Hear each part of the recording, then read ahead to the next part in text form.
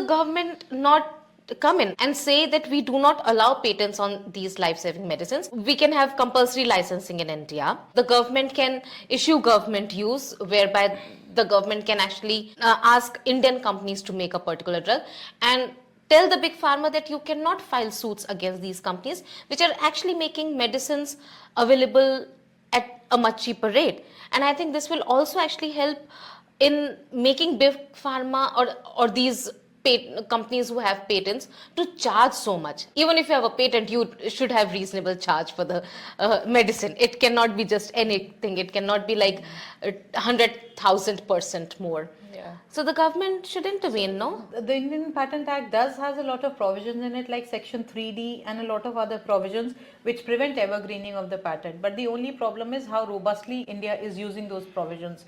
So for a lot of drugs, the examination process needs to be more robust because it also needs to take into consideration the public health aspect of a lot of things. So I think one of the aspects that can be looked at is how robust the patent system is and how robustly we are using Section 3D, because India was the initial country that put in this provision when TRIPS came into being. And Section 3D is something which does not allow evergreening. Yeah, secondary patenting of drugs, it does not allow. There are certain criteria in Section 3D which were meant to prevent evergreening and secondary patent. So now the another question is that India also has a lot of other mechanisms in its Patent Act, which is like Section 100.